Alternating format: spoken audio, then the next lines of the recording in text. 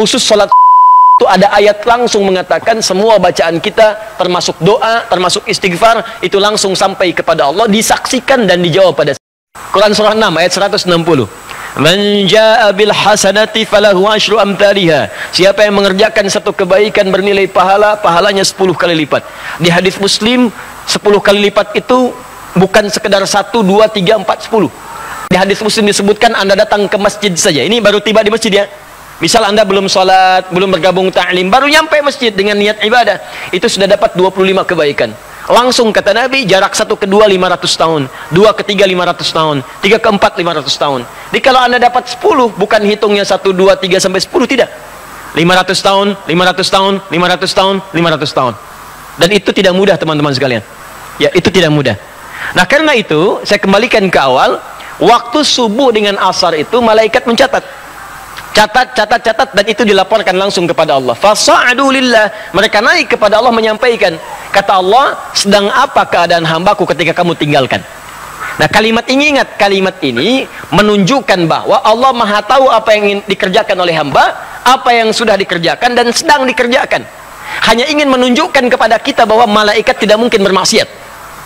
Ya, jadi Allah nggak nanya pun sudah tahu. Cuma Allah ingin menegaskan pada kita sifat malaikat tidak akan khianat, akan menyampaikan seperti apa yang kemudian dikerjakan dan dituliskan saat mereka meninggalkan kita semua. Itu yang dimaksud Quran surah ke-66 ayat yang ke-6. Ya, paling kiri sebelah atas di mushaf. Malaikat itu la ya'sunallaha ma amarahum wa yaf'aluna ma yu'marun. Jadi jangan berharap Anda bisa nyogok malaikat. Ya, malaikat saya mau tiduran dulu, sampaikan pada Allah saya istirahat. Tidak bisa. Ya. Jadi kalau malaikat sudah naik menyampaikan, disampaikan apa adanya. Maka kalau ada orang sholat, disampaikan, ya Allah, saya tinggalkan hambamu, dia sedang khusyuk, kemudian sholat kepadamu. Ya Allah, saya tinggalkan hambamu, dia sedang khusyuk, tidur ya Allah. Ya, dalam tidurnya dia meninggalkan sholat dan seterusnya. Makanya waktu pertengahan subuh dengan asar harap diperhatikan, dan ada ulama yang menyebutkan subuh dengan asar itu diantara doa-doa yang mustajab. Jadi begitu Anda berdoa, itu seketika nanti lebih mudah dijawab oleh Allah Subhanahu wa taala karena keadaannya langsung disampaikan kepada Allah. Ya, karena itu khusus salat subuh itu ada ayat langsung mengatakan semua bacaan kita, termasuk doa, termasuk istighfar, itu langsung sampai kepada Allah, disaksikan dan dijawab pada saat itu. Ya, di Quran surah ke-17. Ya, ayat ke-78. Ya, paling kiri sebelah atas. Quran surah 17 ayat ke-78. Aqimis salata liduluki syamsi ila ghasaqil laili wa qur'anal fajri. Inna qur'anal fajri kana mashhuda. Ya, tunaikan salat dengan benar dari mulai tergelincir matahari zuhur sampai matahari terbenam datang malam isya. Setelah itu qur'anal fajri, khusus untuk salat subuh. Kata Allah, perhatikan, dalam subuh kata Allah bukan hanya salatnya yang penting, tapi semua bacaannya. Quran al-fajri, semua bacaan di waktu subuh, ya kana masyhuda, langsung disaksikan oleh Allah dan semua malaikat. Jadi kalau Anda istighfar subuh ya, istighfar. Makanya banyak sahabat Nabi yang saya sampaikan di awal-awal kemarin, ya pertemuan yang lalu, banyak sahabat Nabi termasuk Nabi mencontohkan ba'da subuh nggak langsung pulang. Ya, duduk dulu, zikir dulu, bahkan sampai syuruk. Ya, ada yang berdoa, ada yang baca Quran, ada yang istighfar. Bahkan ada orang yang sebelum subuh sudah datang memenuhi masjid. Ya, istighfar. Waktu sebelum subuh itu disebut dalam bahasa Arab dengan sahar namanya. Sahar. Ya, jamaknya disebut dengan ashar. Kelihatan ini? Belum saya tulis ya. Bagaimana bisa kelihatan? Imannya kuat banget tuh, belum ditulis udah kelihatan. Masya Allah. Sahar. Oh, jangan salah baca ya, bukan sihir, sahar. Nah, di bahasa Arab itu beda harakat, itu bisa beda baca. Ya, jelas ya? Lihat sini, sahar jami' disebut dengan ashar. Ashar. Ini waktu singkat menjelang fajar. Di kalau misalnya fajar, sekarang subuhnya misal 4.37, sekitar 15 sampai 30 menit sebelum fajar. Ya. Misal dari jam 4.07, jam 4.15, itu disebut dengan waktu sahar namanya. Ini. Jamaknya disebut dengan ashar. Nah, dalam Al-Quran disebutkan ada kebiasaan penghuni surga itu yang sering istighfar di waktu sahar.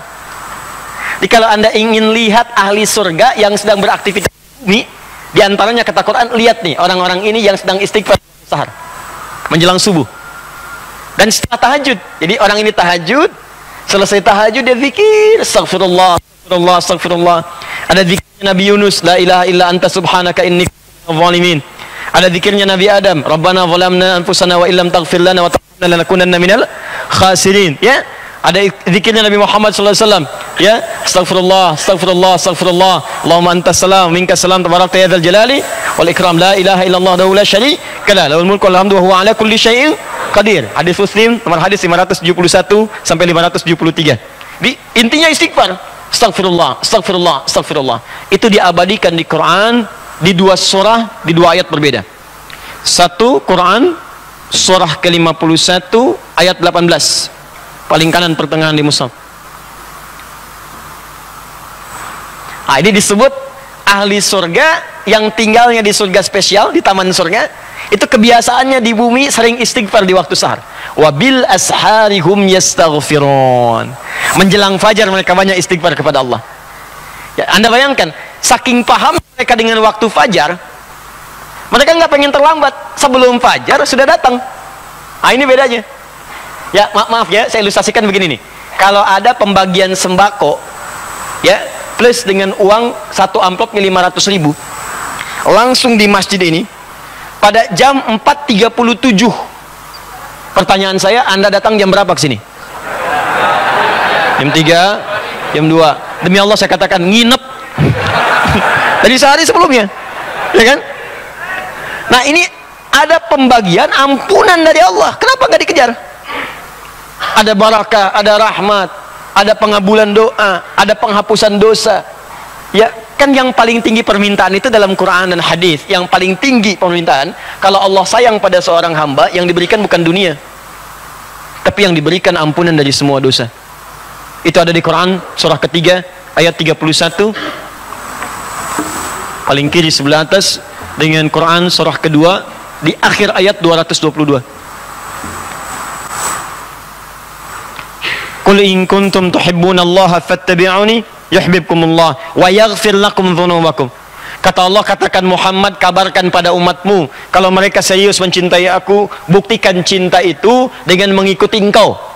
Ikuti tuntunan Nabi dari mulai bangun tidur sampai tidur lagi. Nanti Allah akan berikan cintanya, yuhibbukumullah. Saat Allah berikan cintanya, yuhibbukumullah, apa yang diberikan oleh Allah? Wa yaghfir lakum dzunubakum. Maka yang pertama, mengampuni semua dosa-dosanya. Makanya kalau orang sudah diampuni dosa, berubah dia jadi orang baik.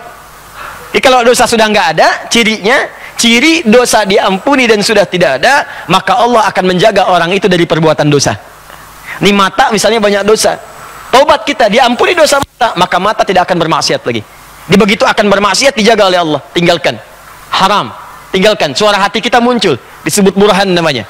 Ya, tangan pernah berbuat dosa, taubat, nggak akan berbuat maksiat lagi, dijaga oleh Allah.